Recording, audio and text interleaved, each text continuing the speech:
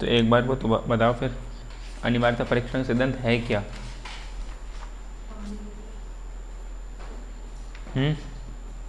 खत्म हो गया भाई।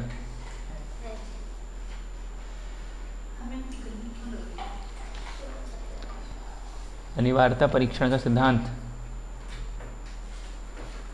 कि उसमें धार्मिक आचरण दो प्रकार के बांटेगा, उसमें एक अनिवार्य धार्मिक आचरण और एक गैर अनिवार्य धार्मिक आचरण। ठीक है, अनिवार्य धार्मिक आचरण क्या थे? वो आचरण कि जिनके पालन के बिना धर्म का अस्तित्व संभव नहीं है और वो धर्म का बिल्कुल एक अभिन्न हिस्सा है। और गैर अनिवार्य क्या है? कि जो जो ग्रंथों में उल्लेख तो लिखा है लेकिन जिनके बिना भी धर्म का अस्तित्व संभव में है। ये अनिवार्यता परीक्षण का सिद्धांत था, सुप्रीम कोर्ट ने आर्टिकल 26 में दिया था। ठीक है, ये सिद्धांत निकल रहे हैं, आच्छादन का सिद्धांत है और पृथक्करण का सिद्धांत, ठीक है, भूतलक्षी विधान का सिद्धांत, ये सब सिद्धांत हैं। ये सब सिद्धांत थोड़े से ध्यान रखना किस आर्टिकल में निकले हैं। डबल जीओपार्डी है ना, और आत्माभिषेचन सेल्फ इंक्रिमिनेशन का सिद्धांत पढ़ा था हमने, भूतलक्षी विधान वो ये सिद्धांत, और कौन सा सिद्धांत, और एक अगर देखा हो तो हमने पहले वो देखा था कि उससे पहले डबल जीओपार्डी को हिंदी में क्या बोलेंगे, दोहरी दंड का सिद्धांत है ना, तो वो सिद्धांत निकले। अब हमने आर्टिकल 29 भी देख लिया। आर्टिकल 29 में क्या था?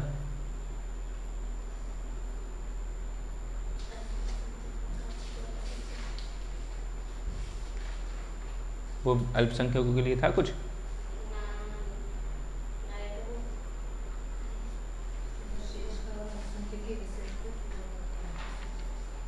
ठीक है, विशेष को पूरा करता है। और 30 में फिर 30 में यानी कि हमने देखा था कि अल्पसंख्यक क्या होंगे, दो प्रकार के संविधान बताए थे। अल्पसंख्यकों को उनके शिक्षा संस्थान की स्थापना करने का अधिकार होगा, ये था लिखा हुआ।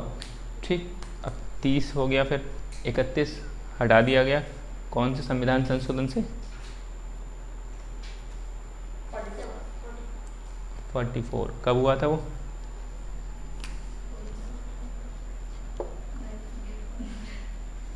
इसमें था क्या, संपत्ति का अधिकार है ना, संपत्ति का अधिकार था। 44 कब हुआ था? तो इसको हटा दिया गया था 44 में संविधान संशोधन से। ठीक है, और ये 1978 में हुआ। ठीक, ये ध्यान रखना। आर्टिकल 32 1978। आर्टिकल 32 पे क्या है? आर्टिकल 32 में कॉन्स्टिट्यूशनल रेमेडीज यानी कि संवैधानिक उपचारों का अधिकार, यानी कि अगर आपके कोई हनन होते हैं किसी प्रकार से, जो फंडामेंटल राइट जो तक पढ़ के आए उनका हनन होता है, तो उनको आप क्या करते हो, डायरेक्टली सुप्रीम कोर्ट में पहुंच जाते हो। ये आर्टिकल 32 आपको पावर देता है। और इसके बारे में हम थोड़ी एक दो बात लिखें, जैसे अम्बेडकर जी ने उनको संविधान की आत्मा कहा है, ठीक है, ऐसे करके बोला है, तो हम बात करेंगे। लेकिन आर्टिकल 32 क्या है? संवैधानिक उपचारों का अधिकार। हेडिंग डाली आपने? डाली? पक्की बात है, दिखाओ फिर। ठीक है, तो आर्टिकल 32 इसके अंदर लिखो एक बस लाइन जो क्वेश्चन में पूछी जाती है। डॉक्टर भीमराव अम्बेडकर, डायरेक्टली अम्बेडकर लिखो। डॉक्टर अम्बेडकर ने आर्टिकल 32 को संविधान की आत्मा कहा है।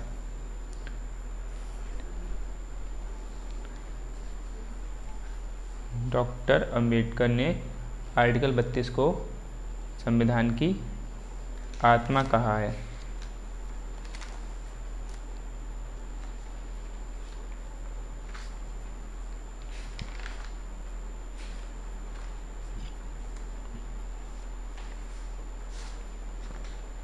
ठीक है, अब इसके बाद लिखो अगली लाइन से। आर्टिकल 32 के अनुसार यदि किसी व्यक्ति के मौलिक अधिकारों का उल्लंघन होता है, आर्टिकल 32 के अनुसार यदि किसी व्यक्ति के मौलिक अधिकारों का उल्लंघन होता है,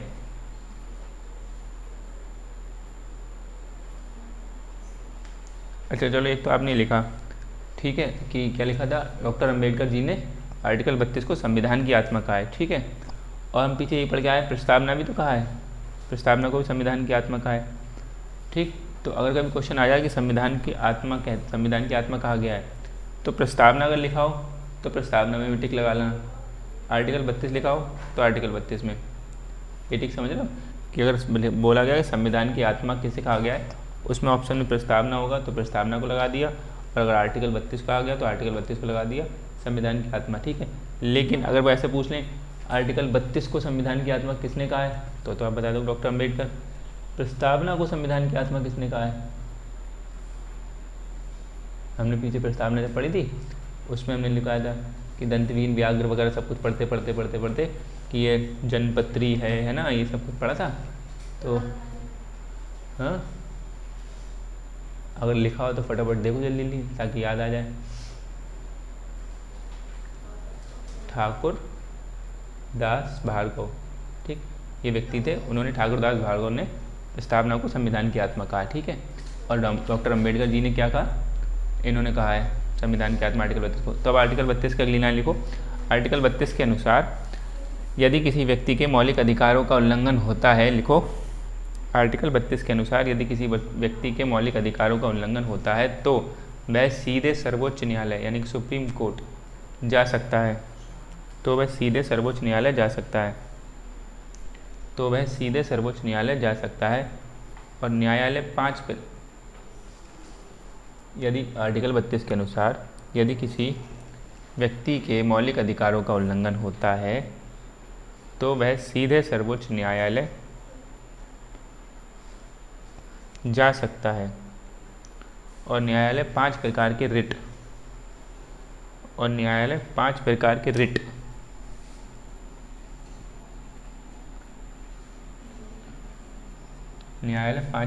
ये लिखा हुआ, ठीक है। न्यायालय 5 प्रकार के रिट जारी करके मौलिक अधिकारों को लागू करता है। न्यायालय 5 प्रकार के रिट जारी करके मौलिक अधिकारों को लागू करता है।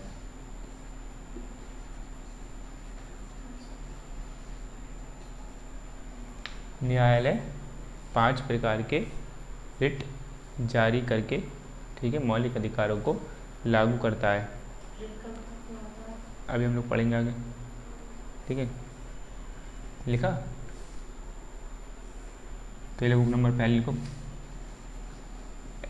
पार्ट लागू करता है और डैश मार्क लिख देना। नंबर 1 बंधी प्रत्यक्षीकरण, ठीक है। ये एक रिट का नाम है, नाम ध्यान रखते रहना आपको। और इसके आगे देखो, अभी इंग्लिश भी लिखवा देंगे और इसके आगे थोड़े से 1-2 लाइन के लिए लिखवा देंगे यहीं पे, ठीक है ना। बंधी प्रत्यक्षीकरण, ठीक, लिखो परमादेश। दूसरी लिखो परमादेश। तीसरी प्रतिषेध। हिंदी भी ध्यान रखना और इंग्लिश भी ध्यान रखना। वैसे इंग्लिश वालों को तो इंग्लिश ही में ध्यान रख लेते हैं, अच्छी बात है, क्योंकि इसकी कई बार हिंदी में कुछ गड़बड़ भी हिंदी शब्द लिख देते हैं, तो इसलिए। और चौथी लिखो उत्प्रेषण। पांचवी लिखो अधिकार परीक्षा,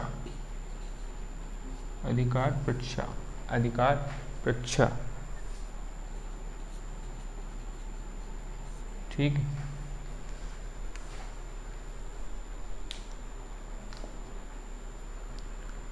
इसको इंग्लिश में बोलते हैं हेबियस कॉर्पस, हेबियस HABEA तो था, HABEAS, हेबियस कॉर्पस।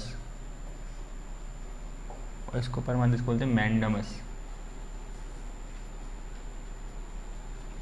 ठीक है। प्रतिषेध को बोलते हैं प्रोहिबिशन और इसको बोलते हैं सेटियोरेरी। स्पेलिंग इनकी ध्यान रख लेना, कोई गलती ना हो जाए। प्रोहिबिशन,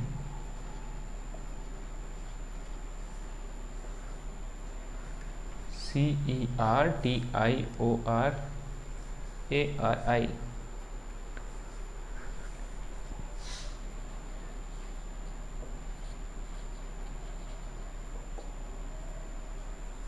CERTIORARI, ठीक है।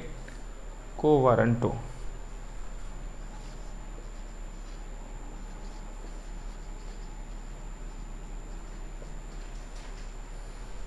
ये 5 प्रकार की रिट हैं।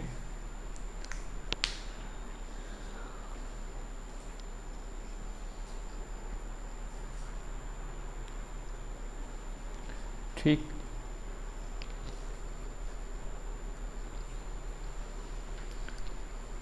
तो इसमें इसके आगे लिख लो, इसमें शरीर प्राप्त करना, इसका मतलब क्या होता है?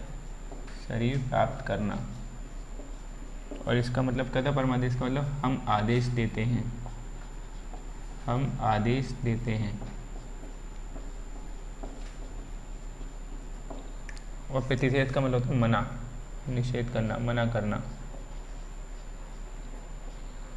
उत्प्रेषण का प्रतिषेध का मतलब मना करना, निषेध करना। उत्प्रेषण का मतलब सूचित होना। और अधिकार परीक्षा का मतलब होता है कि आपका अधिकार क्या है, सूचित होना और आपका अधिकार क्या है, सूचित करते हैं यहाँ पे, सूचित होना।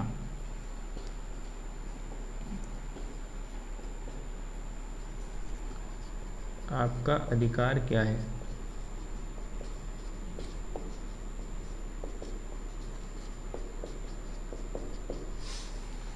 ठीक है।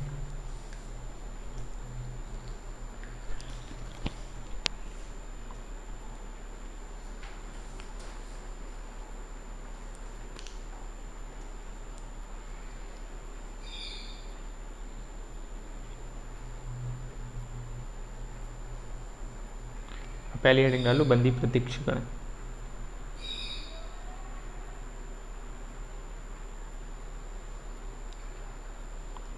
पहली हेडिंग डालो बंदी प्रत्यक्षीकरण। ये 5 रिट के नाम ध्यान रख लेना, पूछ लेते हैं कि कौन कौन सी 5 रिट हैं, तो ये ध्यान रख लेना। बंदी प्रत्यक्षीकरण हेबियस कॉर्पस से इंग्लिश में बोलते हैं, ये पूछते हैं वो लोग एग्ज़ाम में। और दूसरी क्या है, परमादेश, यानी कि हम आदेश देते हैं, इसको इंग्लिश में मैंडामस बोलते हैं। प्रतिषेध, ठीक, उत्प्रेषण, अधिकार परीक्षा को वारंटो, इंग्लिश भी इसकी ध्यान रख लेना। पहली हेडिंग डाली, उसके अंदर लिखो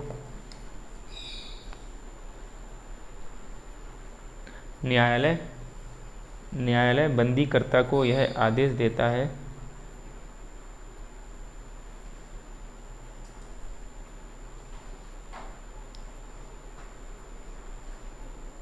न्यायालय बंदीकर्ता को यह आदेश देता है कि वह न्यायालय के सामने प्रस्तुत करे। न्यायालय बंदीकर्ता को यह आदेश देता है कि वह न्यायालय के सामने प्रस्तुत करे, मतलब जिसको बंदी बना रखा ना उसको प्रस्तुत करे न्यायालय के सामने।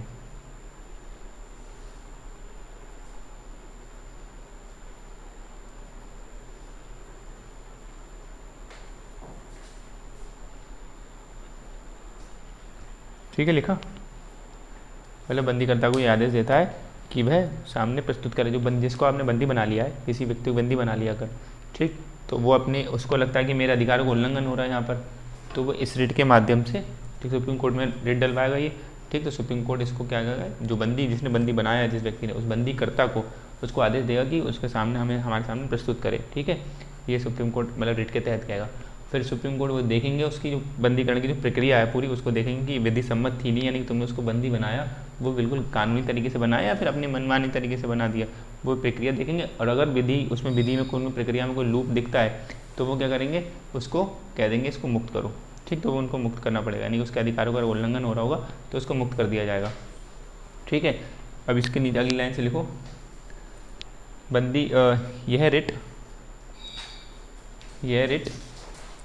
ठीक है, ये वाली लाइन लिखने की ज़रूरत है कि जैसे इसमें लिखने की ज़रूरत है कि वो प्रक्रिया देखेंगे सुप्रीम कोर्ट प्रक्रिया देखेंगे, अगर इन्हें कानूनी तरीके से बंद कराया किसी को तो ठीक है, तो उसको अलग बात है, तो उसके रेट का बताया कि भाई इन्होंने ठीक तरीके से कराया तुम पे और तुमने अपने चलो इसका यूज़ कर लिया, लेकिन इसका कोई यूज़ करने का मतलब नहीं बनता था।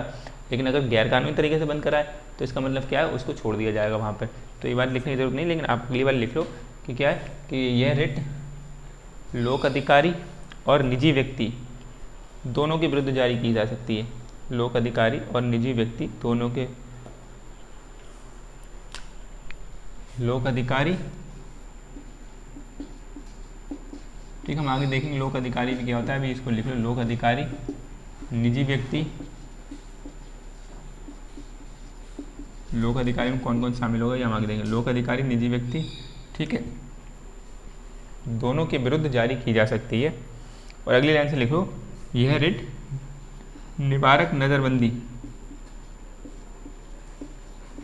नज़रबंदी की स्थिति में भी जारी की जा सकती है।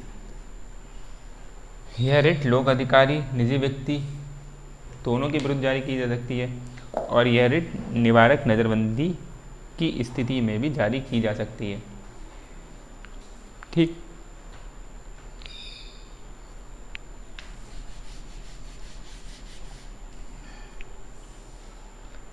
ठीक है, अब दूसरी रिट डाल लो। रिट तो समझ में आई।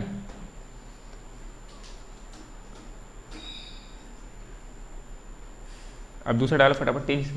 परमादेश, ये वाली समझ में आई पहली। पहली क्या रीड हुई कि यानी कि कोई बंदी व्यक्ति है तो उसको अगर गैर कानूनी तरीके से बंदी किया गया हो तो उसको मुक्त कर दिया जाएगा सुप्रीम कोर्ट के द्वारा। अब दूसरी रीड डालो परमादेश। यह रिट, बोलो क्या हुआ?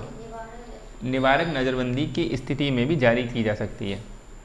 मतलब अगर निवारक नज़रबंद किसी को कर दिया गया है तब भी उसको वो अपनी रिट का इसका यूज़ करके अपने आप को मुक्त करवा सकता है अगर उसको गलत तरीके से निवारक नज़रबंद किया गया है। ठीक है, बाकी निवारक नज़रबंद आपको पता ही है कैसे होता है, सब चीज़ें पता ही है ना। सो अब लिखो परमादेश वाले में, दूसरे वाले में।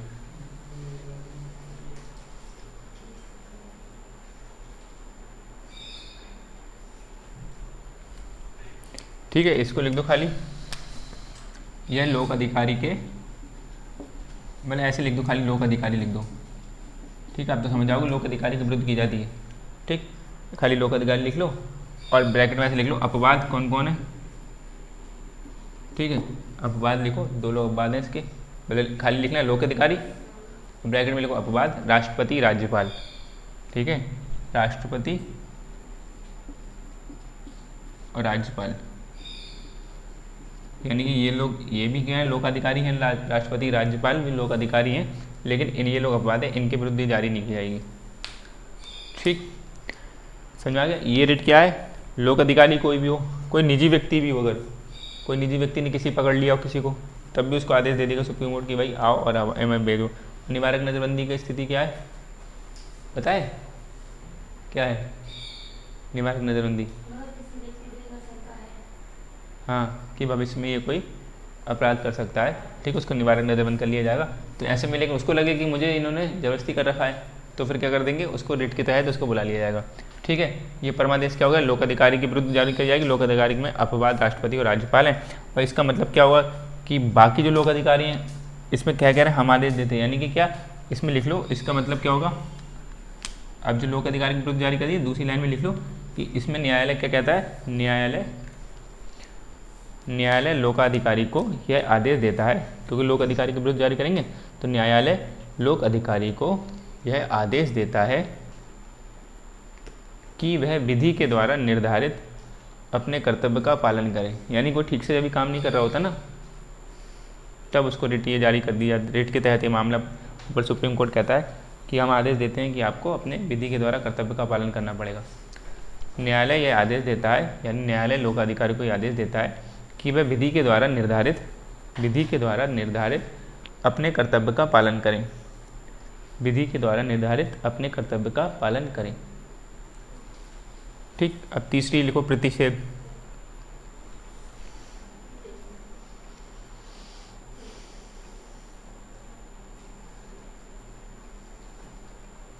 तीसरी लिखो प्रतिषेध।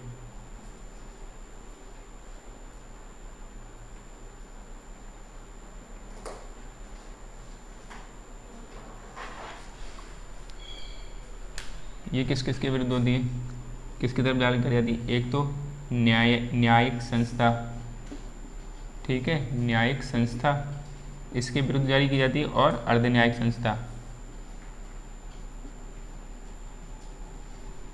अर्धन्यायिक संस्था।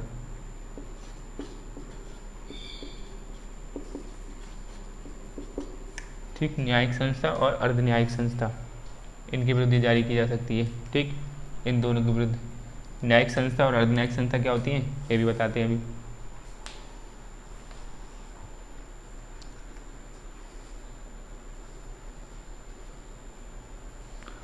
मतलब ये क्या, इस पर लिखना न्यायिक संस्था, अर्धन्यायिक संस्था, और ऐसे करके लिख दोगे तो के विरुद्ध जारी की जाती है, के विरुद्ध, शॉर्ट में ऐसे लिख सकते हो, जारी की जाती है, की जाती है।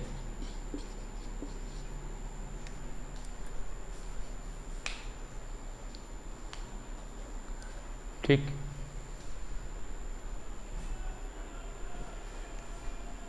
अगर अब इसमें बात करें, इसमें आदेश क्या देता है, इन दोनों को, न्यायिक संस्था और अर्धन्यायिक संस्था को सुप्रीम कोर्ट कि अपने क्षेत्राधिकार का उल्लंघन, इसमें लिखो न्यायालय आदेश देता है, न्यायालय कहता है इन दोनों से, न्यायिक संस्था और अधिन्यायिक संस्था से न्यायालय कहता है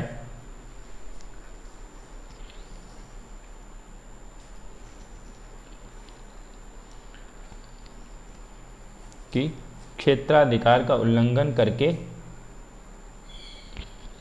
कार्रवाई करने से रोकता है। मतलब न्यायालय क्षेत्राधिकार का उल्लंघन करके क्षेत्राधिकार का उल्लंघन करके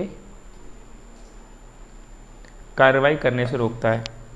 इस रिट के माध्यम से क्या कहता है, न्यायालय क्षेत्राधिकार मतलब इसमें न्यायालय उसमें क्या कहता है, उसके क्षेत्र जो भी क्षेत्र, इनका क्षेत्राधिकार है, इनका तुम्हारे एक क्षेत्र है कि इससे बाहर काम मत करना, तो क्षेत्राधिकार का उल्लंघन करके उनको कार्रवाई करने से रोकता है। ठीक है, कि वो अपना क्षेत्राधिकार जितना है उनका, उसका उल्लंघन करके कार्रवाई ना करें। न्यायालय ऐसे रोक लगाता है इन दोनों पे, न्यायिक संस्था और अधिन्यायिक संस्था पे। क्षेत्राधिकार का उल्लंघन करके कार्रवाई करने से रोकता है।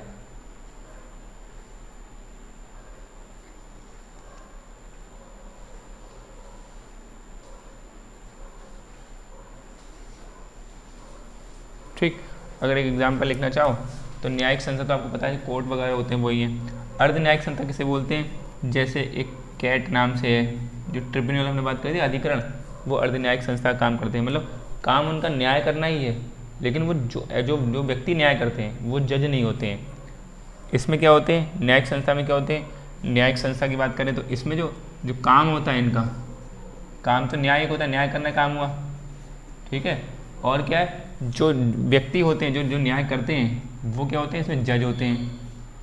किसमें, इसमें न्यायिक संस्था में, ये कोर्ट का ही काम है। और अर्धन्यायिक संस्था क्या हो गई कि ऐसे जो पढ़े लिखे व्यक्ति ठीक ठाक होते हैं वो उनको बैठा देते हैं कि एक ट्रिब्यूनल बना देते हैं। अधिकरण हमने बात करके आए थे, जैसे हमने बात करी कैट किसका है, जो यूपीएससी वगैरह एग्जाम वगैरह में कोई अगर धांधलेबाजी होती है तो वो लोग अपने यहाँ पे जाके बात करते हैं।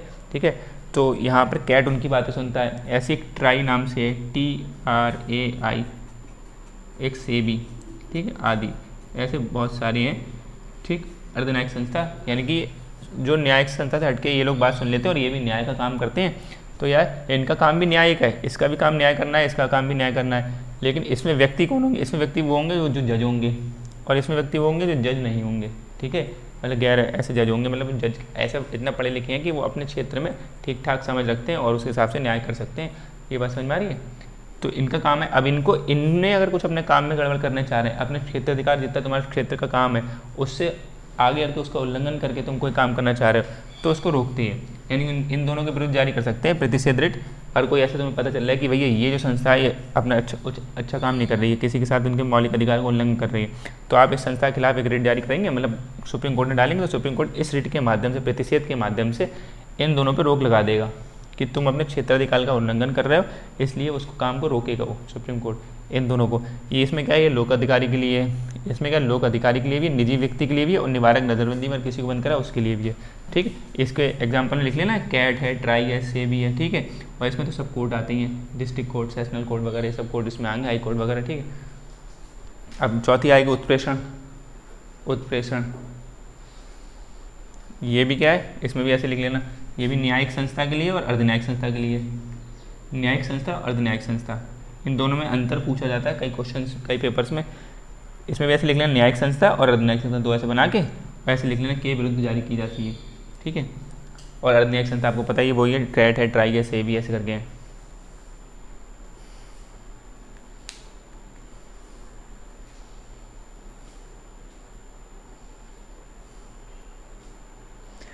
लिखो, इसका संबंध भी क्षेत्राधिकार के उल्लंघन से है।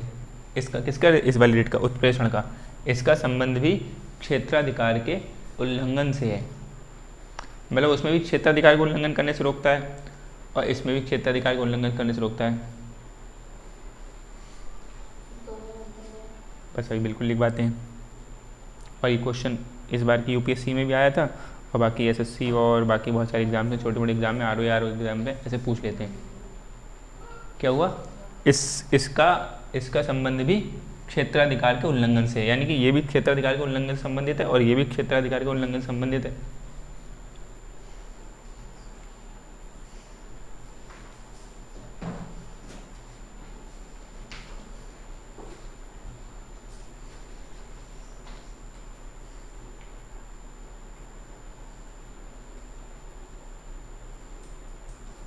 ठीक है, अब इसका अंतर लिख लें दोनों के यहीं पे, फिर पांचवी लिख लेंगे, है ना। तो इसी में लिख लो कि प्रतिषेध और उत्प्रेषण में अंतर, एक नीचे हेडिंग डाल लो, इन दोनों में अंतर। प्रतिषेध और उत्प्रेषण में, प्रतिषेध और उत्प्रेषण रिट लिख लेना, रिट मत भूलना चाहें, और यार नहीं लिखो तो याद रखना कि ये रिट है, कोई और कोई शब्द वगैरह नहीं। प्रतिषेध और उत्प्रेषण में अंतर, ठीक है। ऐसे लिखा तो क्या कर लो यहाँ पे एक ऐसे एक बॉक्स बना लो प्रतिषेध का, ऐसे करके दो ही बातें लिखनी बस, प्रतिषेध का लिख लो ऐसे, और ऐसे आधा कर लो उत्प्रेषण का, ठीक है। प्रतिषेध उत्प्रेषण, प्रतिषेध में पहला बिंदु लिख लो, यह कार्रवाई, प्रतिषेध के बिंदु लिखो कार्रवाई के यह रिट, मतलब यह रिट कौन सी, प्रतिषेध रिट, यह रिट कार्रवाई के दौरान जारी की जाती है, मतलब कार्रवाई जब चल रही हो, और उसमें लिख लो यह रिट कार्रवाई के बाद या समाप्ति कार्रवाई के, ठीक है। यानी वो कार्रवाई जब हो जाएगी पूरी तब वो रिट जारी होगी, और कार्रवाई के दौरान, यह रिट कार्रवाई के दौरान, और उत्प्रेषण क्या, कार्रवाई के बाद। ये बहुत ध्यान रखना, कंफ्यूजन मत कर देना उत्प्रेषण उसमें।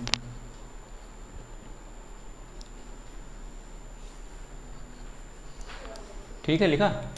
दूसरा क्या लिखोगे, इसका उद्देश्य किसका, इस प्रतिषेध वाले रिट का, इसका उद्देश्य जारी कार्रवाई को रोकना है, जो कार्रवाई जारी है उसको रोकना है।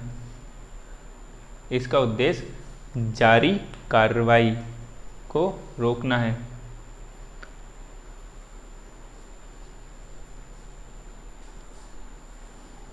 और दूसरे में लिख लो इसका उद्देश्य निर्णय को समाप्त करना है।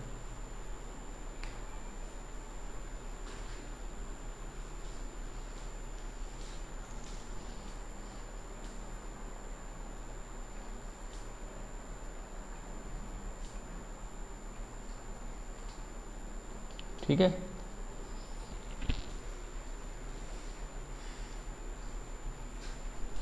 देखा ना क्या हुआ कि इसमें क्या है, इन दोनों मंत्र समझ में आया। प्रतिषेध क्या है, जारी कार्रवाई, अगर दौरान जो कार्रवाई चल रही है तब कोई कह दे कि वो कार्रवाई हो रही है वहाँ पे, तो सुप्रीम कोर्ट इस रिट के माध्यम से फटाफट क्या करे, उसकी जारी कार्रवाई रोक देगा। और उसका उद्देश्य ये कि जो कार्रवाई हो रही है यानी कि गलत हो रही है, मौलिक अधिकारों का उल्लंघन हो सकता है किसी का, तो मैं इसको रोक दूँ इस प्रतिषेध रिट के माध्यम से, ठीक।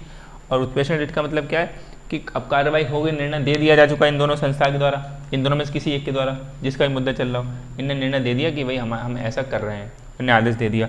अब पता चला कि इस आदेश से किसी की मौलिक अधिकारों का उल्लंघन हो रहा है, तब बाद में ये उत्प्रेषण रिट बची है कि अब इस रिट का यूज करके अब वो निर्णय ही समाप्त कर दो, उसका उद्देश्य ये हो जाएगा। और इसका उद्देश्य क्या है कि जो कार्रवाई चल रही है उसको ही रोकना, समझ में आया। और ये दोनों रिट न्यायिक संस्था और अन्यायिक संस्था के लिए ही जारी होती हैं। और न्यायिक संस्था का मतलब जो ऐसे व्यक्ति होते हैं जो जज तो होते हैं, और काम उनका क्या, न्याय देना ही काम है, इनका काम भी न्याय देना काम है, लेकिन व्यक्ति इसमें जज नहीं होते हैं वो लोग, ठीक है। और जैसे कैट और ट्राई इसका एग्जाम्पल है, सेबी भी एक एग्जाम्पल है, security exchange bank of India, ठीक है, बोर्ड ऑफ इंडिया, ठीक है। ऐसे कर ध्यान रखना। ये चार हो गई। अब पांचवी अधिकार परीक्षा डाल लो, इसमें छोटी लाइन लिख लो बस। इस रिट के द्वारा न्यायालय, और न्यायालय का मतलब यहाँ सुप्रीम कोर्ट है, ठीक है। न्यायालय जैसे हाईकोर्ट को भी न्यायालय बोल देंगे। इस रिट के द्वारा अधिकार परीक्षा को वारंटो इंग्लिश में बोलते थे।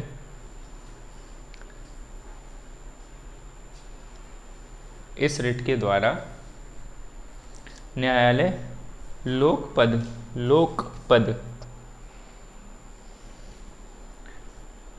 पर किसी व्यक्ति के दावे की वैधता पर जांच करता है। लोकपद पर, लोकपद पर, पद, हाँ पद होता है ना, पद, हाँ लोकपद पर किसी व्यक्ति के दावे की वैधता पर जांच करता है। किसी व्यक्ति के दावे की वैधता पर जांच करता है,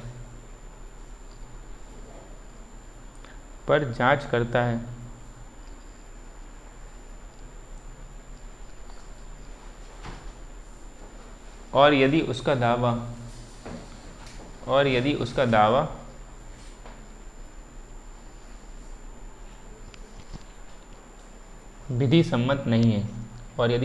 विधि सम्मत नहीं है, तो उसे उस पद से बर्खास्त कर देता है। और विधि सम्मत नहीं है और यदि उसका दावा विधि सम्मत, मतलब जो प्रक्रिया होनी चाहिए और उसका दावा विधि सम्मत नहीं है, तो उसे उस पद से बर्खास्त कर देता है। मतलब न्यायालय पहले वैधता की जांच, लोक पद पर कोई व्यक्ति बैठा है, आपने किसी कंप्लेंट कर दी, भैया ये जो इनकी जॉब ले ली है, ये जॉब इनकी ठीक ठाक नहीं है, इन्होंने फर्जी डॉक्यूमेंट्स लगाए हैं, या फिर एज अपनी ज़्यादा बता दी है, या एज अपनी कम बता दी है, ठीक है, या अपनी कास्ट दूसरी बता दी है, ऐसे अगर कुछ भी आपको लगता है, आपने किसी के खिलाफ कंप्लेंट डाल दी, तो सुप्रीम कोर्ट इस रिट के माध्यम से, ठीक है, किस रिट के, अधिकार परीक्षा के माध्यम से, इसमें क्या है, पूछना आपका अधिकार क्या है, यानी कि उस व्यक्ति से पूछा जाएगा कि तुम्हारी वैधता की जांच करी जाएगी, डॉक्यूमेंटेशन वगैरह पूरी देखी जाएगी उसमें। अगर उस व्यक्ति को पाया जाता है कि वो ठीक ठाक नहीं है, विधि सम्मत नहीं है अगर, तो उसको उस पद से बर्खास्त कर दिया जाएगा, ठीक है, यानी डॉक्यूमेंटेशन पूरी देखी जाएगी, जो भी प्रक्रिया उसमें एलिजिबिलिटी जो भी मांग रहे हैं, योग्यता, जो पढ़ाई लिखाई मांग रहे हैं, या जो आपकी एज मांग रहे हैं, या फिर जो जिस हिसाब से उसमें क्राइटेरिया था कि आपको वो प्रक्रिया पूरी करके आपको यहाँ पर आना पड़ेगा एग्ज़ाम में, तो वो वहाँ पे पूछेंगे। अगर ऐसा लगता नहीं पाया जाता है, उसकी जांच करेंगे, तो फिर उसको उस पद से हटा दिया जाएगा। होता ना कभी ना कभी कोई व्यक्ति ऐसे कर झूठा सर्टिफिकेट लगा के पा लेता है जॉब, तो उसको आपको लगता है कोई ऐसा पा ली किसी जॉब, तो इस अधिकार परीक्षा नाम से, रिट से नाम से उसको हटा दिया जा सकता है। ये 5 रिट हो गई, ठीक है। अब यही जो सुप्रीम कोर्ट ने, आपने सुप्रीम कोर्ट के खिलाफ कर दिया कि सुप्रीम कोर्ट में जाते हैं और रिट 5 का यूज़ कर सकते हैं, लेकिन हाई कोर्ट भी रिट जारी करता है। ये सुप्रीम कोर्ट रिट जारी करते हैं 5, ठीक, और हाई कोर्ट भी रिट जारी करता है। तो सुप्रीम कोर्ट और हाई कोर्ट के रिट के अंतर लिख लेंगे। अब एक अगली हेडिंग बनाओ, सुप्रीम कोर्ट और हाई कोर्ट के रिट क्षेत्राधिकार में तुलना। सुप्रीम कोर्ट और हाई कोर्ट के रिट क्षेत्राधिकार, मतलब सुप्रीम कोर्ट भी रिट जारी करता है और हाई कोर्ट भी रिट जारी करता है, ठीक है। तो इन दोनों के क्षेत्राधिकार है, मतलब किसका क्षेत्र बड़ा है, क्षेत्राधिकार में तुलना।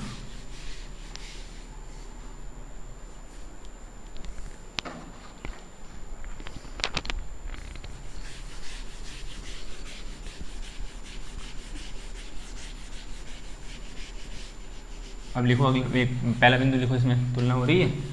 सुप्रीम कोर्ट आर्टिकल 32 के तहत रिट जारी करता है। सुप्रीम कोर्ट आर्टिकल 32 के तहत रिट जारी करता है। अगली लाइन लिखो जबकि, अगली लाइन लिखो जबकि हाई कोर्ट आर्टिकल 226 के तहत रिट जारी करता है। सुप्रीम कोर्ट आर्टिकल 32 के तहत रिट जारी करता है।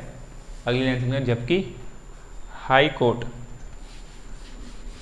आर्टिकल 226 के तहत रिट जारी करता है। हाई कोर्ट को हिंदी में क्या बोलेंगे, हाँ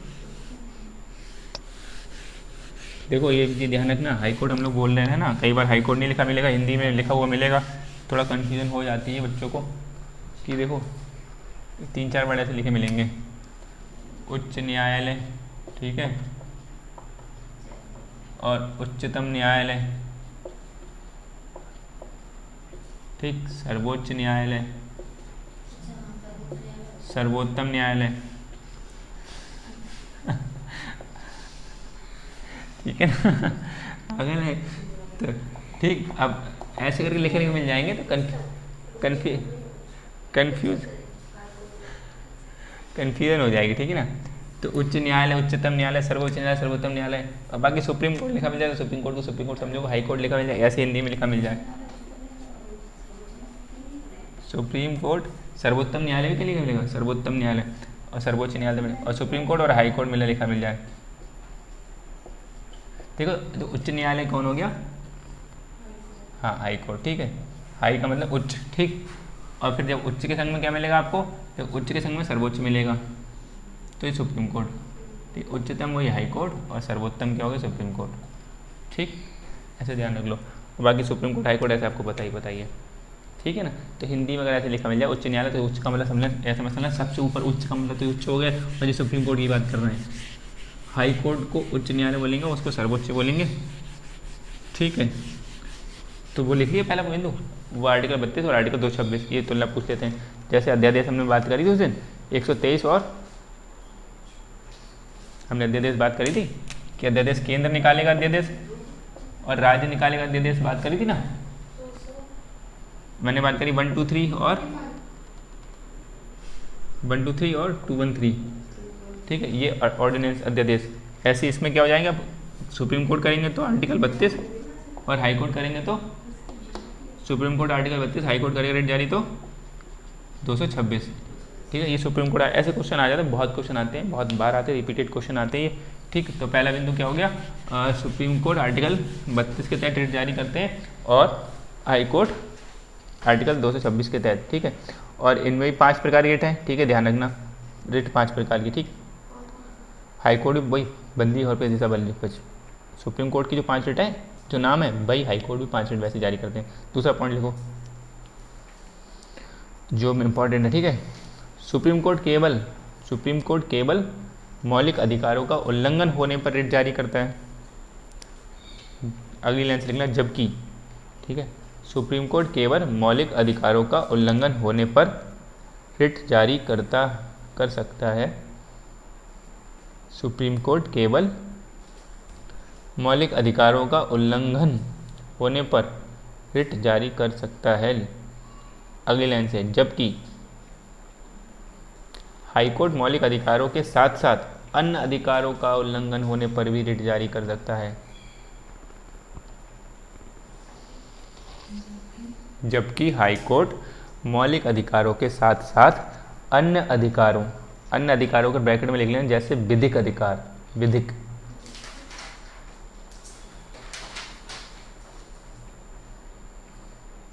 विधिक अधिकार। ठीक है ना, लिखा, समझ में आ रहा है वैसे क्या क्या लिख रहे हैं हम लोग। सुप्रीम कोर्ट मौलिक अधिकारों का उल्लंघन होने पर रिट जारी कर सकता है, जबकि हाई कोर्ट मौलिक अधिकारों के साथ साथ अन्य अधिकारों ब्रैकेट में लिख लें, जैसे विधिक अधिकार का उल्लंघन होने पर भी रिट जारी कर सकता है।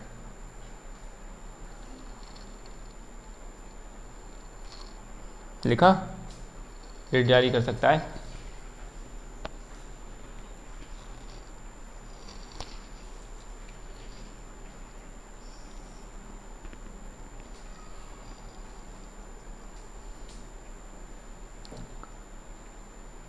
तेज थे थोड़ा। देखा, पहले बात क्या हुई कि सुप्रीम कोर्ट केवल मौलिक अधिकारों का, ये ध्यान रखना। मतलब ये क्वेश्चन आ जाएगा कि सुप्रीम कोर्ट और हाई कोर्ट दोनों रिट जारी कर सकते हैं। ठीक है भाई, दूसरा स्टेटमेंट आ जाएगा, मान लिया कि सुप्रीम कोर्ट आर्टिकल 32 के तहत और हाई कोर्ट आर्टिकल 226 के तहत रिट जारी करता है। ठीक है, लेकिन उसने क्या दिया, वो दोनों मौलिक अधिकारों को उल्लंघन के होने पर कर सकते हैं रिट जारी। ये भी ठीक है, लेकिन पूरा ठीक क्या हो जाएगा, सुप्रीम कोर्ट केवल मौलिक अधिकारों को उल्लंघन होने पर, और हाई कोर्ट क्या है, मौलिक अधिकारों के साथ साथ अन्य अधिकार, जैसे विधिक अधिकार है ना, विधिक संवैधानिक विधिक, आपके जो लॉ स्टैट्यूटरी अधिकार अलग अलग, संवैधानिक अधिकार जैसे संपत्ति का अधिकार आपका संवैधानिक अधिकार हो गया, उस अधिकारों के तहत भी आपका अगर उल्लंघन हो रहा है तब भी हाईकोर्ट रिट जारी कर सकते हैं। तो इसी की विराम लगा लिखो, अतः हाईकोर्ट का रिट क्षेत्राधिकार, अतः हाईकोर्ट का रिट क्षेत्राधिकार यानी रिट जारी करने का क्षेत्राधिकार सुप्रीम कोर्ट के रिट क्षेत्राधिकार से व्यापक है। अतः हाईकोर्ट का रिट क्षेत्राधिकार सुप्रीम कोर्ट के रिट क्षेत्राधिकार से व्यापक है। मतलब बात होगी ना, किसका बड़ा हो गया, हाईकोर्ट रिट क्षेत्राधिकार किसका बड़ा हो गया, हाईकोर्ट का। ऑफ करो क्या, ऑफ करो चिंटू भाई, बंद कर देना।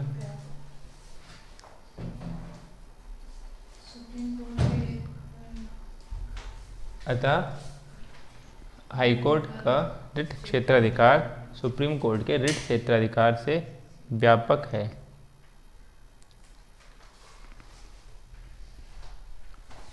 ठीक है,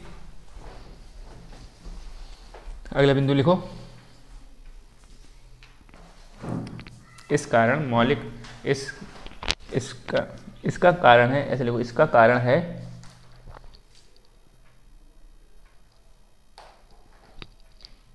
मतलब ऐसा क्यों है कि हाई कोर्ट सुप्रीम मौलिक अधिकारों को उल्लंघन के साथ साथ अन्य अधिकारों को भी दे सकते हैं, और ये सुप्रीम कोर्ट सिर्फ मौलिक अधिकारों को उल्लंघन दे सकते हैं। तो इसका कारण है, अब अगले बिंदु में लिखना है, इसका कारण है कि मौलिक अधिकारों को संविधान निर्माताओं ने अन्य अधिकारों पर वरीयता दी है।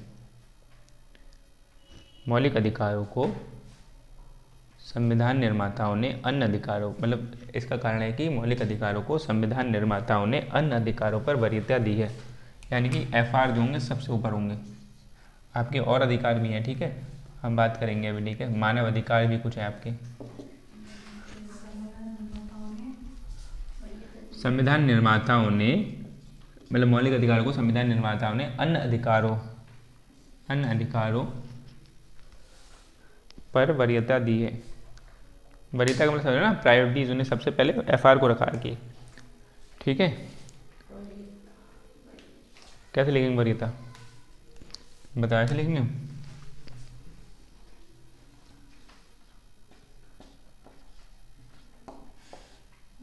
या ऐसे लिखेंगे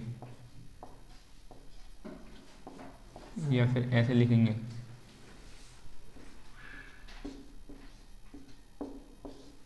या फिर ऐसे लिखेंगे या फिर ऐसे लिखेंगे या फिर एक रह गया, हाँ, या ऐसे लिखेंगे वरीयता, वरीयता या वरीयता। मतलब ये हो गया 1 2 3 4 5 6 और इंग्लिश में सीधे क्या दिया है, प्रायोरिटी, ठीक है। प्रायोरिटी ऐसे लिखेंगे या फिर ऐसे लिखेंगे? चलो रहने दो, अंग्रेजी हिंदी क्यों करो, है ना। 6 में बता दो कौन सा सही है। ये इन्हें बताओ कैसे लिखा था। 5वां लिखा आपने, और आपने ये वाला किसने लिखा है? किसी ने लिखा? तो कौन सा लिखा आप बता, जल्दी बताओ, जल्दी फिर आगे बढ़े।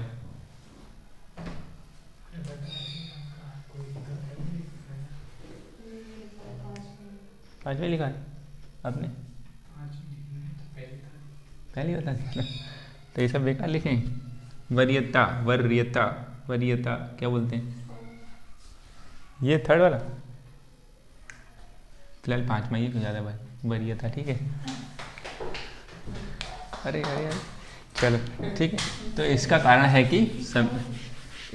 है कि मौलिक अधिकारों को संविधान निर्माताओं ने अन्य अधिकारों पर वरीयता दी है, 5वां दी है, ठीक है, 5वीं वरीयता दी है। चौथा बिंदु लिखो, चौथा बिंदु लिखो। इस प्रकार सुप्रीम कोर्ट, इस प्रकार सर्वोच्च न्यायालय, ठीक है, सर्वोच्च न्यायालय, इस प्रकार सर्वोच्च न्यायालय मौलिक अधिकारों का संरक्षक बन जाता है। तो कोई क्वेश्चन पूछे कि मौलिक अधिकारों का संरक्षक कौन है?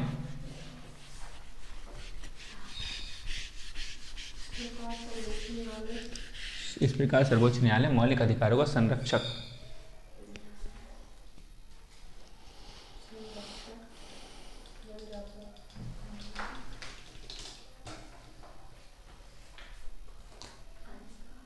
ठीक है ना, समझे? संरक्षक बन जाता है। संरक्षक का मतलब क्या, जो बचाता है आपके अधिकारों को। यानी कि अब क्वेश्चन क्या है, हाई कोर्ट भी आपके अधिकारों को बचाएगा, ठीक है, लेकिन सिर्फ और सिर्फ मौलिक अधिकारों को कौन बचाएगा? वो कौन है? सुप्रीम कोर्ट, ठीक है। हाई कोर्ट क्या है, अन्य अधिकारों को भी देख लेंगे। और व्यापक क्षेत्र, अगर क्षेत्र की बात करें, रिट जारी करने का क्षेत्राधिकार किसका व्यापक है, किसका बड़ा है? तो क्षेत्राधिकार किसका बड़ा है? वो हाईकोर्ट का बड़ा है, क्योंकि हाईकोर्ट मौलिक अधिकारों के साथ साथ अन्य में भी पहुंचेंगे, ठीक है। ये बात समझाई। तो आर्टिकल कौन कौन से है हाईकोर्ट का, कौन सा आर्टिकल है बिना देखे बताओ? 226 और उनका सुप्रीम कोर्ट का 32, ठीक है। ये ध्यान रखना, अभी जब हाई कोर्ट किया 32 के तहत नहीं, 226 ऐसे करके हम चीज़ें डाल देंगे। और 123, मतलब ये ऐसे करके देते रहते ना। हम लोगों ने अभी अध्यादेश तो देखा नहीं, तो उस दिन ऐसी बात कर ली थी। 123, 213 और ये 32 और 226, ऐसे जो तुलना वाले आते रहते ना, केंद्र और राज्य के आर्टिकल तुलना वाले आते रहेंगे, वो ध्यान रखना पड़ेगा। राष्ट्रपति राज्यपाल के कुछ आर्टिकल ध्यान रखने पड़ेंगे, ठीक है।